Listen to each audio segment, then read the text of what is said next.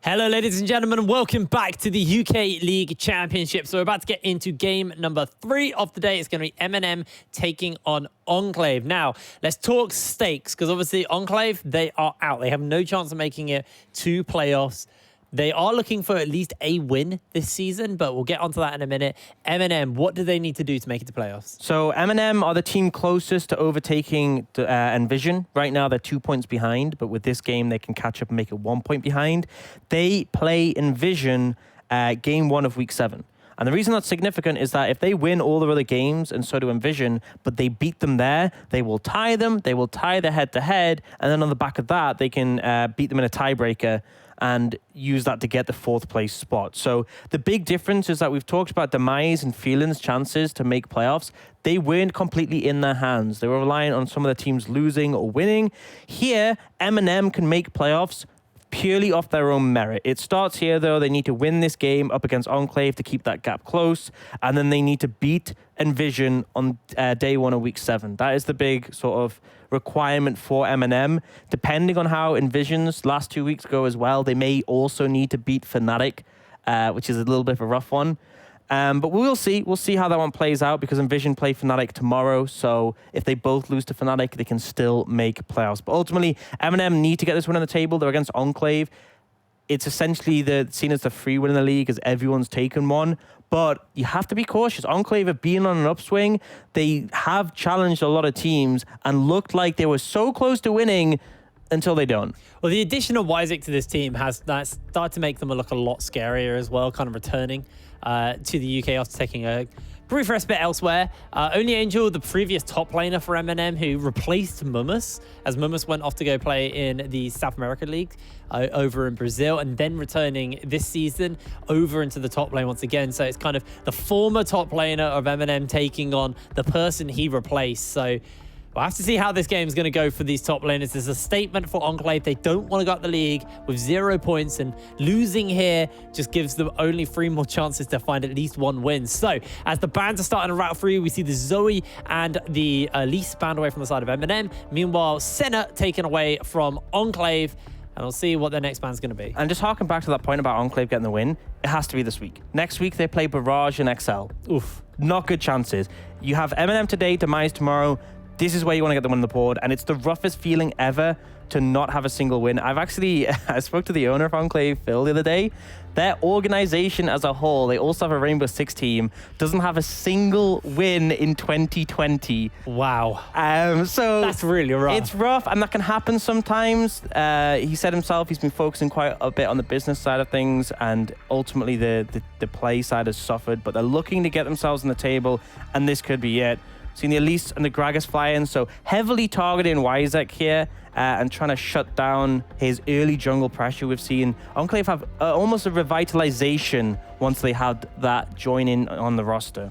Alrighty, well, Ornn taken away from the side of Enclave now, looking for their 3rd and final ban. The question is what they're going to leave open, because we've seen Mummus quite like the things like the set as well as an option. As the Aphelios gets taken away, it's been first picked every game today until now where it gets taken away. So this does now mean we can shift up a bit of the priority. Chimera's been very good on the LeBlanc, and it's a solid blind pick. I don't think it's first pickable though, and it looks like Mummus wants to go towards something in the top lane. That set has been so good for him so far. Yeah, if you just take the set, I have no questions about what will be answered by Enclave. I'll give you a clue. He has a big sword, has some red colors that get reworked not too long ago. I think the same letter in his name twice in a row. Yeah, likely to be that one. We've seen it constantly traded off with Set, but especially for Only Angel and Mummus, these two have been playing a lot of Aatrox, so I expect to see that come in here. I don't think they'll leave it till the 3rd pick, because then potentially the other team can pick something you want to counter, so they take that one. Question's going to be what else they want to take here, because they could have priority in 80 carries here. They could take the Misfortune, and it kind of moves the rest down a tier. They could even go for something like the Ezreal in this situation, where Durkin did have a great game 2 last week. It was super close to beating that Envision, but just the final team fight didn't go in their favor. So we are going to see that one in his hands again. And now for MnM. They want the Misfortune. They can answer in that regard. They've played it before for a Chew, paired up with the Yuumi. They could use that here to deny it away from the Ezreal Yuumi combo. Looks like that might be it. Might be the plan here for MnM. They are going to lock in the Yuumi, so there's no Ezreal Yuumi to go into. It's the MF Yuumi. And how does this work? So obviously we've seen a lot of the Ezreal Yuumi. How does the MF Yuumi work? So the big factor with the MF Yuumi is that one, you actually have good lane pressure. MF actually trades pretty strong 1v2 with the backing of the healing and the poke from the Yuumi. So against an Ezreal, you can actually sort of hold toe-to-toe depending on support. So Nautilus can punish the misfortune if you overstep, but your trading power is still solid. It does mean that if you're trying to rotate around the map, you're bringing 2 people with you on the back of Misfortune's movement speed, and also in the later stages of the game, your scaling is really strong. But it does mean you're vulnerable to dive. You don't have a dash, which Ezreal does, and if you die, the Yuumi likely is going to go down with you if you're isolated. So there are trade-offs to taking it on Misfortune, but there are also benefits. And now we're seeing the second rotation of bans. Yeah, going to be the Olaf taken away straight away here from Enclave. They're looking to kind of thin out that jungle pool a little bit, take away some of these kind of powerful picks. Now, MnM, where do they want to focus is the question to me, because there is no like kind of open lane to just hard ban out. Mid and jungle hasn't been picked off at either side. So again, just a matter of thinning that pool. They don't want to get the first pick Jarvan over. Yeah, I like the Jarvan because that would really punish the Misfortune. If you Cataclysm that, there's no real out in that situation. Basically, picks that can potentially set up to punish the bot lane can be significant here. Maybe a blind mid could come out as well away from Eternity. The LeBlanc still open and available. Syndra actually flown through the rotation here. So maybe seeing that as a second ban for MnM. For Enclave, I think you've covered jungle. I would honestly like to see maybe a Ziggs ban away from Chimera. But they're actually going to ban away the Syndra themselves. So maybe potentially going to take the LeBlanc in their hands. But we saw Chimera potentially able to pick up the Ziggs and put a lot of wave clear on the back of that. Provide a lot of power in that regard. It's a pick that has flown up in Resurgence recently just because it scales well, but also can mitigate pressure from the other team. And MnM have shown that they're willing to play a sort of scaling game as they did against XL and nearly won. We'll see how things pan out. Well, the fifth and final ban, man, my brain farts, is going to be the Kindred. Why is it pick? If ever I've seen one, it's going to get denied from him. This does leave that LeBlanc open as a pick for Eternity if he wants to take that.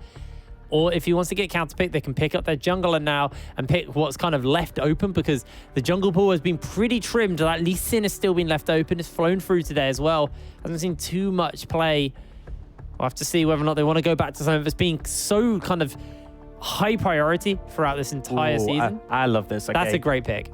It's a flex pick. It can go jungle or mid, so it means you don't reveal anything. You can actually pair up the Pantheon that's open and available, and those can also flex. That's the really beautiful thing about Taliyah Pantheon. I've seen it with Pantheon mid, Taliyah jungle. I've seen it with Pantheon jungle, Taliyah mid. So it works well in that regard, depending on the matchup. But ultimately here, they've picked up a flex. They haven't revealed anything. MnM don't get a counter. So there's going to be the blind coming out of the LeBlanc, because there's some picks that would be fine playing into the Taliyah, but wouldn't be fine playing into the Pantheon. And that's what makes it threatening. Or potentially another pick that could come out from Enclave. So LeBlanc locked in for Chimera, strong one for him. For Soft, I expect something like the Lee Sin typically is what you'd expect, although maybe concerned about a Rek'Sai counter. He could even take Rek'Sai himself. He's shown he will play that with a Yuumi for a lot of strength in the roaming potential. But we'll just have to wait and see. Yeah, it's going to be the Rek'Sai. Yep, be the Rek'Sai. Interesting gank paths you can make for yourself here and now. The question is what are they going to put in the jungle or in the mid lane here for Enclave? They can round that comp out. Like you said, that Pantheon is very, very strong for them with the Taliyah as a combo. Obviously, it does mean you do have that kind of fall off from the Pantheon, as he's a lot stronger earlier than he is later. Isaac hovering through a few ideas before he decides to lock in anything here.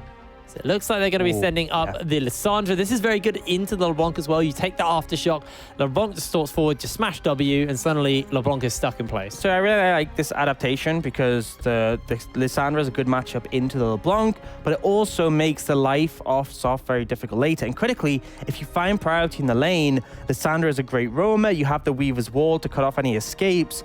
This is very easily setting up for a heavy dive towards the bot lane. And if you get the Misfortune, you get the Yuumi as well. And typically, pre-6, Yuumi is almost useless in dives. All she really offers is one heal and both the summoners. The Q offers nothing because it only has a very short range when you're under tower. So this could be very threatening towards them. And I like the draft from Enclave so far. I think they've made a good read on things. They got good matchups. but it does mean that MnM have this Rek'Sai potentially set themselves up in the early game, and critically, a lot of scaling on the Misfortune Yuumi that we saw a lot of success from in their game against XL. So if this does go later, Enclave could start to struggle as the Ezreal and the Lissandra start to fall off to a degree. If a Chu also picks up a QSS or a McHale's from the Yuumi, which obviously, even if you ult with the Lissandra, the Yuumi's still un-CC'd and can free you. So I think MnM have got these scaling win conditions with power in the early mid game to contest, but Enclave, I'm looking to see them get control of mid, transfer that pressure bot, dive the Misfortune again and again and again. Well, let's see how this goes. We'll be loading through into the game nice and soon. We've seen the set Aatroxes on lane so many times as well, and talking about how, you know, you're expecting to see the game go, we don't think we'll see too much attention towards that top lane. It is kind of isolated. It's a bit of a skill matchup, very neutral, kind of who can take over, can just run the lane from that way. We could see Soft put some attention there. It would leave his bot lane a little bit alone. Yeah. But if he feels like there's a window where he can, he's going to get more success playing around his solo laners, because I feel like playing around your bot lane, you're only really covering. There's not a huge amount of setup. So maybe that's where I see it. I don't think we'll see a ton from Wyzek, but if we do, it'll be in the early levels. But I really want to emphasize as much as I can, dive bot. Dive bot. We've seen Chimera with the cleanse as well, which is nice. Obviously, when you're into that, Lissandra, you kind of need the cleanse. Seen a lot of LeBlancs take the teleport. Very rarely the ignite anymore on the LeBlanc. People like to be able to move around the map and kind of play with that. Obviously, Eternity has taken the teleport, so he's actually able to move around the map and join in on these scraps, where Chimera, obviously having to take that kind of defensive combat summoner, doesn't have that ability to move around the map with his team. But I think you need it on the LeBlanc, because if you dash in, you get ulted instantly, you can just die. I do think that maybe a Chu could have taken cleanse in this situation. I expect him to build a QSS anyway, but essentially it wards you against those early dives, because what I expect to happen is they go bot, the Sandra claws in, they root the Misfortune, they then use the seismic shove from the Talia, Misfortune dies, Yuumi dies, and it's a very easy cleanup, and then they can repeat that again and again, and it doesn't give any window for a Chu to flash unless you flash the root, but that makes a pretty good read. But yeah, that's what I'm looking towards, because I think Enclave have sort of given themselves a position where in the later stage of the game, they're going to struggle to deal with this MF Yuumi, as we saw XL struggle against. But ultimately, they've given themselves the tools to shut them down if they play it correctly. Well, we've loaded through onto the Summoner's Rift nice and smoothly. No pauses over here. As MnM are looking to make it to playoffs. They are close. They've still got a ways to go. And Enclave looking to find at least a win here in the UKLC. Guys? Already finds himself a tower. Auto attack out there from our fires. Actually, that gave him a spell proof proc as well, actually. So that's quite nice for him. Wait, how? He's got 30 gold from that. Yeah, he landed a Q onto Eternity and then auto-attacked the tower for a spell fuse proc. And actually, we can look at the items. So he's bought a Fairy Charm with that. So this was a purposely planned strategy, because if you buy the support item, you don't actually have enough to go for the Fairy Charm. But obviously, it's something more important to Yuumi is the mana regen compared to the health potions, where obviously your health isn't really important when you're trapped inside. So the strategy is you walk up, you auto, and then you dash back in. You could actually do this on a normal support and just execute to the tower, but the risk is if someone shows up, they'll kill you. Yuumi, there is no risk. Yeah. Because obviously you can dash inside someone. Unless Eternity went W level 1, flash W. Flash W, yeah. A little bit ambitious, but ultimately, nice little nifty play that you can do on your Yuumi if you're coordinating with a duo. I wouldn't do that solo, because... God, could you imagine? They just leave you to die. Yeah. And then just question mark pin you. That's the expectation. So now level 1 for Misfortune, really powerful. You go that W, so you can just have the attack speed to shove. But they were a bit later lanes, so they won't get the priority here. But the trading power is still pretty strong. But the cautious thing is just playing around the Heathen on this Nautilus. And the Heathen, his most recent game, not too solid. I believe it was the Thresh he played, if I'm remembering correctly. Not 100%. Actually, no, I think it was the Rakan. But ultimately, all I remember is the Heathen not having the greatest game. So looking at him here, potentially step things up for Nautilus, because he may be the catalyst for setting up these plays onto the Misfortune. If you land that CC, doubly effective, because it also limits the Yuumi. You can see it already coming out here, so good start from the Nautilus. Yeah, does find himself a hook. Just chunks a Chu a little bit, but Chu gonna burn that pot. Has obviously the life steal from the Doran's Blade, so he's straight back up to full health with the help of a Fias. Now Wyzik looking for something here. Spotted out by the Tremor Sense from Soft, and he's now on a ward. Soft knows he's there. He's going to throw out the Prey Seeker, misses out with the tunnel, but gets himself the knockup. Chimera flashes forward, and Wyzik falls down. First blood to Soft. That's a big thing with Talia. If you step into the domain of the Rek'Sai, he can find you, get on top of you, and punish. And it was a nice rotation from Chimera. This duo that have kept together from their debut on Phelan, starting off strong and shutting down Wyzik. And we said how a big part of Enclave's success, their revitalization, was bringing Wyzik in and him having early pressure. Yeah, throwing that all out as well, which also slows down kind of one of those win conditions you were talking about, was playing towards that bot side. Not going to be able to do that quite as effectively now, as Kill went over to Soft, and you said you want to see Soft play around his solo lanes, so we'll have to see if he can make anything transfer from this into the top side. And I think at this point in the game, with Wyzik behind, you can play very aggressive because you know the dive isn't really threatened right now. They're holding their own. Eternity, they're looking for. That flash, they've got the claw, they've got the knockup, perfect timing. Chimera finds the kill, and MnM are well and truly on the board now. The chain connecting is a critical thing there, otherwise he would have been able to take the claw away, and because it lands, it means Soft can follow up, and this duo in the mid jungle from MnM are coming out strong. We said we wanted to see Enclave leading towards the bot lane. If you lose mid this hard, that never happens. Big old CS lead now picked up for Chimera. Eternity should close that out with the wave crashing into his tower. Meanwhile, three-man dive looking to break into the bot side here. A Chu's dodging away with the movement speed given to him by a Fias. A Fias is going to get pinned up, and he needs to join back into his AD carry, but actually he's running away. Meanwhile, on the top side, a fight starting to break out. Soft closing in. A Chu will fall, but the rest of the team make their way forward. That's one in return for a Fias. And MnM will go 1-for-1 as they make their way out. A little bit miscalculated there. It was a good engage from Heathen, but ultimately the CC wasn't layered. So the movement speed from the Zoomies and the Misfortune, being able to use a W to refresh a passive, meant they were able to dodge out from the Seismic Shove. If the Seismic Shove connected, then I think they just get a 1-for-0 for free there from Enclave. With a little bit of the misplay. Fias now doing hero's work, trying to catch his wave, just going to heal up. And this is in a really bad spot for Enclave because it's frozen in front of the tower. And right now, they're really not in a position where they can threaten the dive so much because Soft is just dictating this early game. Chu going to try and catch as much as this possible. It looks like the freeze has been broken. Just too many minions and it's Chu. But ultimately, you catch all the wave. Actually, he's going to hold the freeze himself. Oh, he's fun then. So, going to make things difficult because at this position, there are two options for Enclave. You can either try and shove it in, which they've struggled to do before. You can look to dive them if you threaten with multiple members, or get Wyzik to help escort the wave in, or you can roam elsewhere and look to punish. And if we look at the mid lane of LeBlanc with Cleanse, that is not a punishable option for really to go for. So I feel like at this point, they just have to go bot lane and be overextended. Chimera's now got the blue buff as well, so a lot of mana to work with. On top of the fact he's got the Lost Chapter. Eternity, on the other hand, no Magic Mantle, a Dark Seal, and a Corrupting Potion. So, noticeably, oh man, I can't say that word. Noticeably, thank you. Wow, what the hell's wrong with me? Noticeably far behind in the lane now. Now, the big thing is the cannon wave came in, so this wave's actually going to bounce back. But Soft and Chimera on the bot side looking to help escort this in. So not going to be threatened too much in this situation. And this is the big factor, is that this Misfortune Yuumi has gotten through the laning phase pretty healthily. Not really scathed up in farm. The dive hasn't come in yet. It could still happen. We now have level 6 from the Sandra to threaten that. But for now, it actually looks like MnM might threaten the dive. And this is the big thing. Blue buff and Lost Chapter for Chimera means he permanently has priority to shove in. They're now rotating.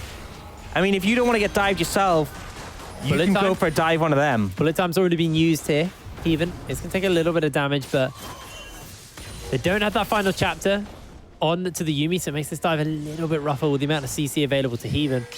Chimera wasn't down in time, and it does look like MnM are just going to go for the Mountain Drake instead. They've got pressure in the mid lane. They've got pressure in the bot lane.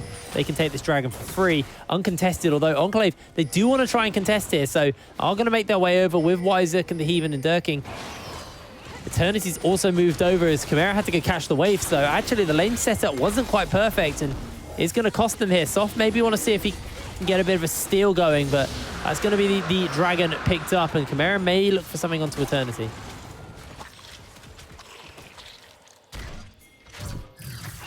He's going to jump in, gets the chains, but the claw is enough to make sure that Eternity breaks out.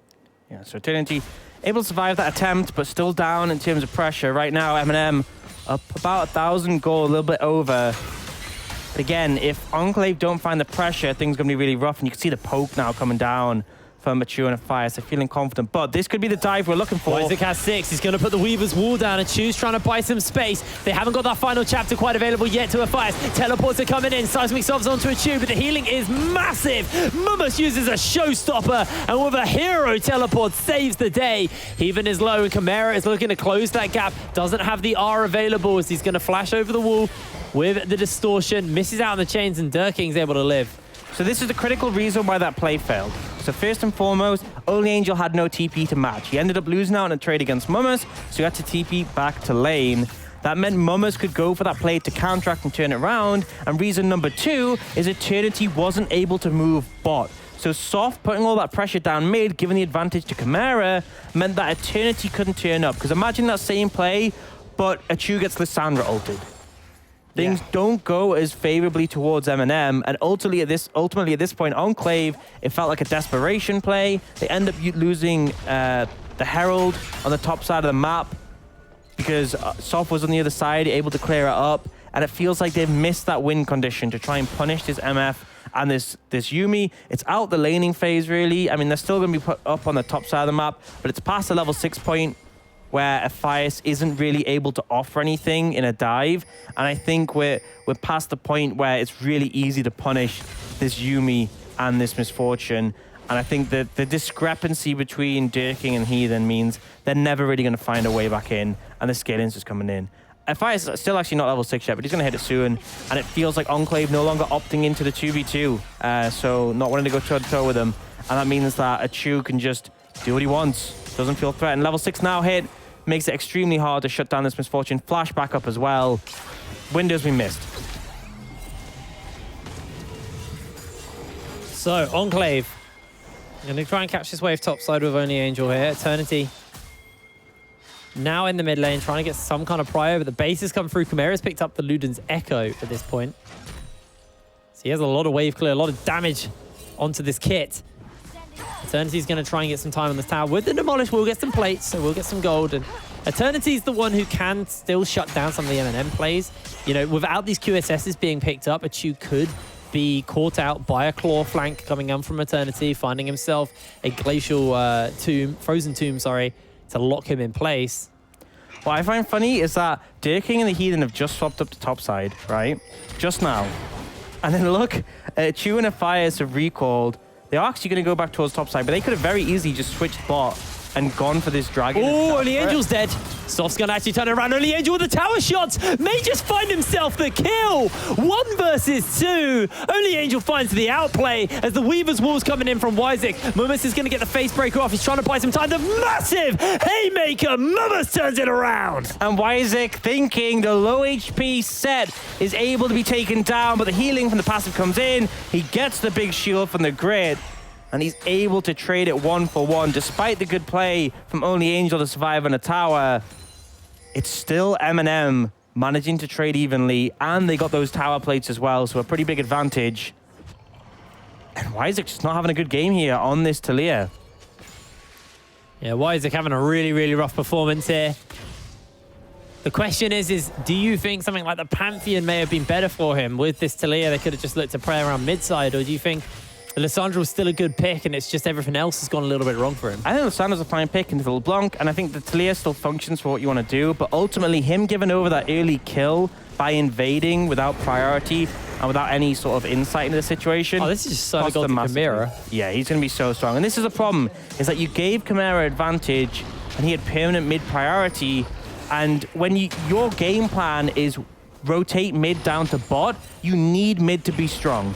And MnM They picked a strong mid-jungle duo. They played around it well. They shut down Wizik. Wizik is now really useless at this point, and it allowed them to protect Achu and Aphias. Yeah, it's going to throw out the final chapter. Instantly interrupted. The bullet time's going to do a fair amount of damage as the True Shot Barrage goes wide.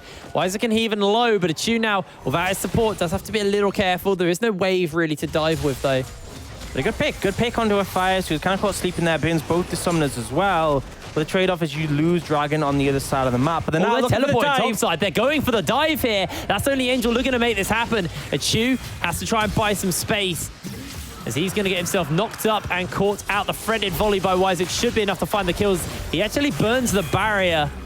That will be a kill given over to Wizik. We were just questioning his play earlier. Finds himself that kill. And it's 4 minutes, 5 minutes late, this play. Maybe even longer. But they finally get the bot lane of MnM and they shut them down, and the reward is going to be some plates on this tower. The problem is on the other side of the map, you've already lost your bot lane tower and your jungle's getting devoured by Chimera and Soft. Yeah, Chimera's actually looking for a dive onto Eternity here. Throws out the chains, misses out, but they get the showstopper. Eternity goes golden, uses his tomb as he flashes away from some of that damage, gets the claw away. And Eternity is able to get some distance put down, but MnM, they don't really care too much because they're going to look to try and get some plates and try and get this tower in the mid lane. They're getting quite a bit of damage on it, and this is the problem, is that you do it so late and MnM takes so much in return, but ultimately does close the gap to a degree, and it shows how Achu is still vulnerable. He's now flashless. If you find an opportunity to get on top of him, you can look to punish. Looks like Eternity is going for the Luden's Proto Belt 2-item sort of spike for Lissandra. We are on patch 10.4, so it's next patch that Lissandra gets buffs to her AP. I've seen some people skipping out the Proto Belt on that patch just because the higher AP scaling favors you going for heavy AP items. Even though it's not a significant change, it's still the amount of times you're going to queue frequently. It can come out pretty big. Chu just holding the wave in this situation. The rest of his team are resetting, so there's no real point in him overstaying. Fire's going back to base. Do start to take stock of the items. The Mirror Mana has been started up on to Durking. Also start stacking that one up. As Essence even not finished onto Achu yet, but you'd assume that it's probably got the gold, or at least very close to finishing that now. 8 minions from Cole is a big thing. He did just miss a cannon minion there, so it could have been a bit closer. Only Angel going to get this tower now alone. No plates mean it's an easy take. And that's actually going to catch up a bit of the goal lead, but there's still about 1,400 down compared to MnM. Yeah, it looks like MnM, they're just going to take this chance to head over towards the Rift Herald and get control of that area. Chimera just doing the scouting and zoning duty here. A pink ward has been placed inside the pit, so they know that this is going on. Heaven's going to make his way forward, and Chimera just looks for the assassination onto Wizik. Does ping away, gets caught out by the dredge line.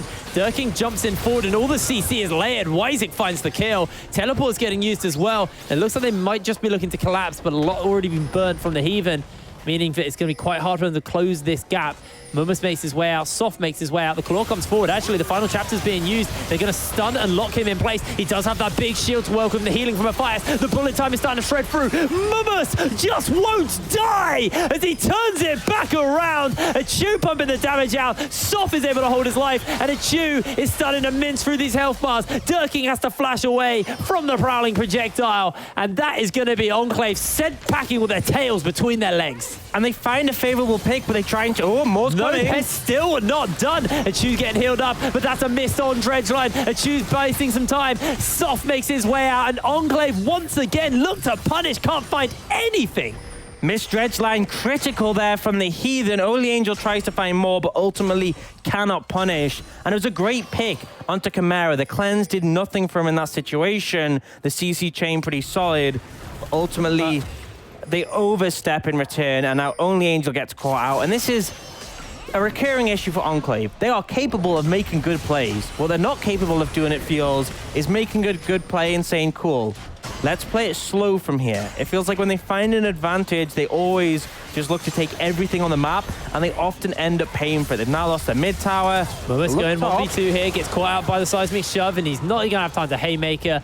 Wizik is really starting to pull this back for himself. Yeah, considering how bad the early game was, 0-3 at one point, you're starting to find some momentum in this game. But my concern is, up against the side of MnM, there is a lot of scaling power. Now, I think when Enclave getting their 2-item spikes, when you're looking at the Protobelt, potentially Protobelt Ludens for Eternity, and when you have the Mirror Mana and the Triforce for Dirking, those are big spikes that you can play around pretty effectively and look to find success. But I think once a Chew gets to like that 2-3 item point, that's where it gets really rough. And now Chimera fishing for something here. He could actually kill Heathen, I feel like, in a rotation. Although maybe with that Negatron Cloak, his inventory might be a bit rougher. He is just going to wait. Potentially look for some juicier prey that he can try and shut down. Eternity's moving over, though. Chimera will be spotted out as soon as he shows himself on the minions here. Soft does need to be careful. This is the fight for the Infernal Drake. Has got a Fires with him. Claw's been used by Eternity preemptively, and Soft just tunnels away. They're just clearing out some vision on this dragon. As MnM looking to snap those jaws shut.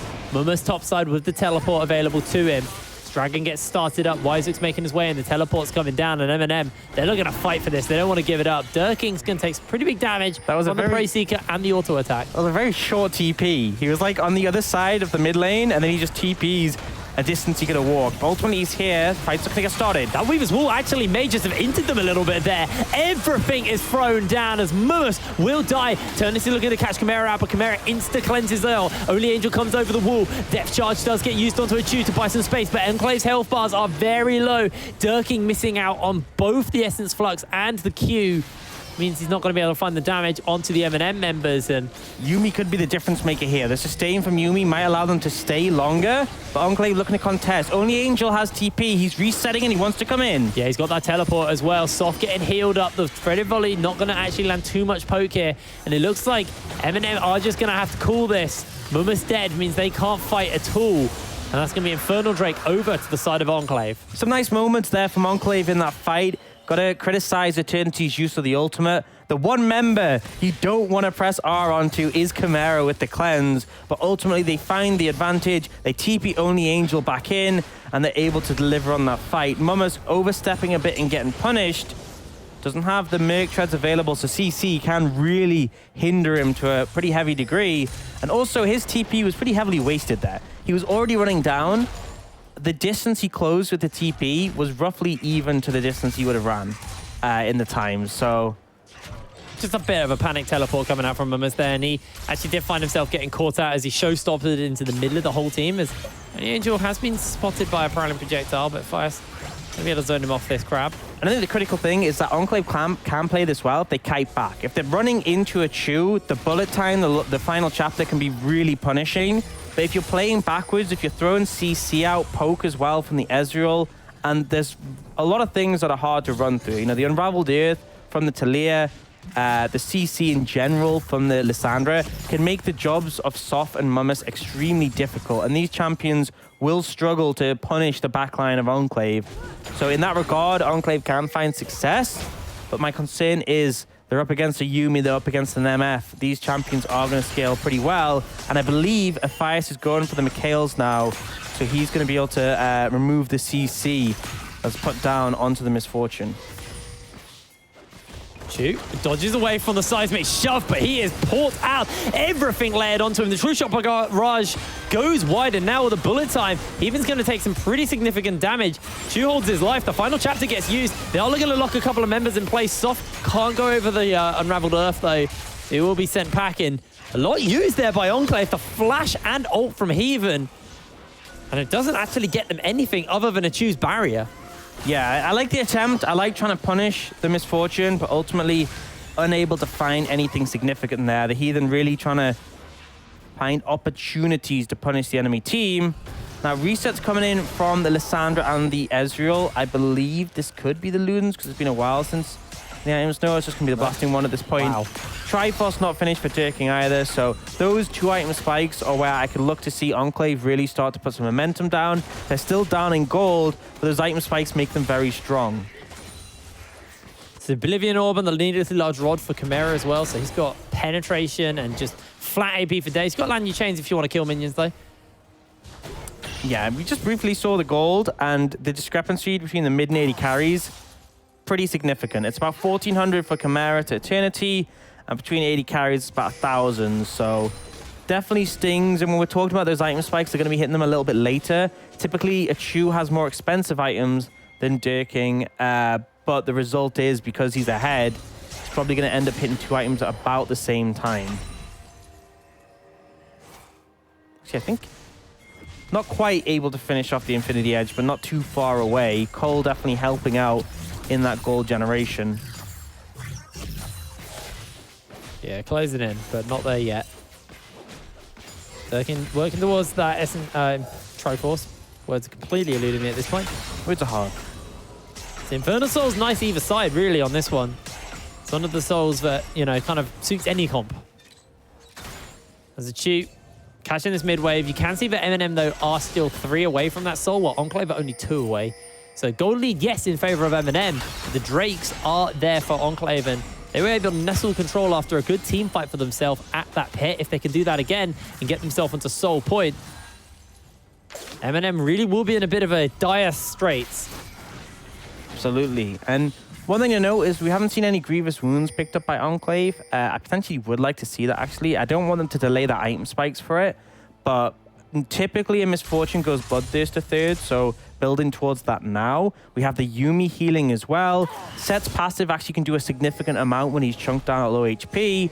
I think I would actually lean towards picking that up, especially if it's just an execution of calling on the Ezreal, because it can mitigate quite a bit. I think now is the sort of point where you can look towards it, because if Chu does get that Bloodthirster on top of the healing from the Yuumi, you're going to struggle to actually kill him and let the damage stick, because you'll heal up very fast on the back of that. Well, the Infernal Soul spawning up in 16 seconds time. MnM just going to catch this wave, push it out, get priority in the lanes, because you can see Mumus teleport will be coming up soon for him. He's grabbing his top wave. Hasn't got a turret to kind of bounce that wave off, so he's actually just going to try and walk down, hold his teleport. Someone needs to go catch that bot side wave as the Dragon has spawned. Already used the Scry early here. The Soft is going to take that out. Rest of the team closing in. He even looking for a hook, but a Prana Projectile will slow him down. And Enclave, they're actually looking to start this up. Mumus didn't use his teleport. He made his way over, and the Weaver's Wall's being used to separate the MnM members from the Dragon. Bit of damage being thrown out as in comes the showstopper. The bullet time is disgusting, cutting through members. Mumus buys a kill on Tony Angel already, and Eternity will fall to its shoe. MnM are just mincing through the Enclave members as they find themselves the Dragon. Chimera chasing forward. One more Q will secure that. A double kill for Soft, a double kill for Eternity, and that will be onto Baron for MnM. It's a clean ace and a great engage from Mumus with that showstopper. Set up the bullet time perfectly, and Enclave just crumble. This is not looking like it's going to be their first win of the split, as MnM get a clean ace and turn onto that Baron. Yeah, Eternity Chimera in the meantime is going to push out this turret. Get that down, and everybody on the side of MnM will now be running around with that Baron. Take out that last tier 1 as well, as Chimera takes down the turret before it even gets the Baron. Chu going to spend up some serious gold from that team fight as well here. They'll be very close towards that Bloodthirster already.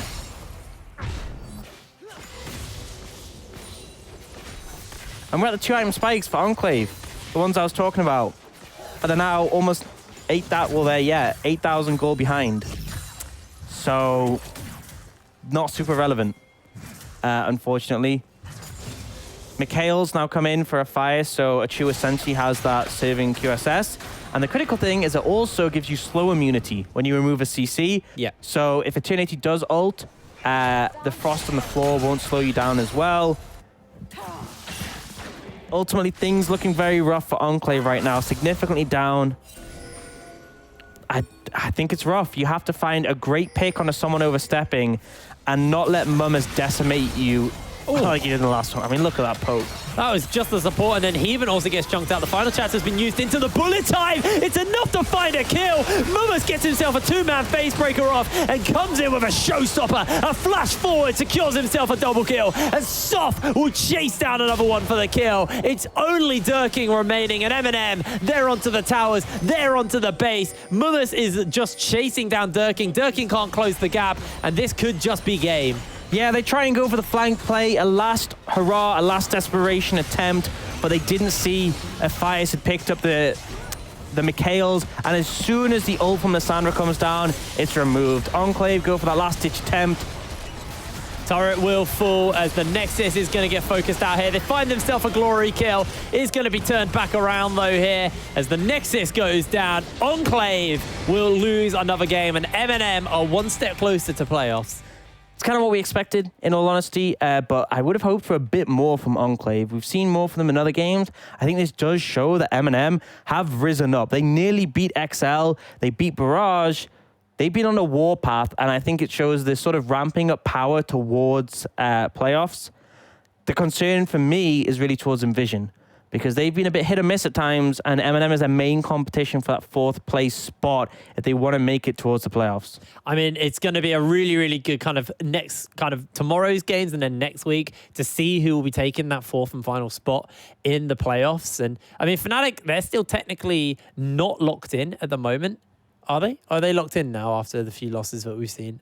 So Envision won and MnM, no, they're not locked in, because if Envision or MnM lost, they've been locked in. Yeah. So if Fnatic lose this next game, there can still be a 3-way tie for 3rd, where it's 1-1 head-to-head each, and then they'd have to go into a bracket and play it out. So there's still potential. It's unlikely, but if Fnatic win this next one against XL, one, they increase the possibility they can catch up to that 1st place spot, and 2, they would lock themselves into playoffs. It's crazy to think that Fnatic could be just fighting for playoffs, considering they are defending champions. If you look at last year's performance where they dominated the UK scene, they now have to fight for their lives. And what a game we've got coming up as game number 4. It's going to be BTXL taking on Fnatic Rising. The 2 titans of the UK will be clashing, so don't go anywhere. We'll see you after the break.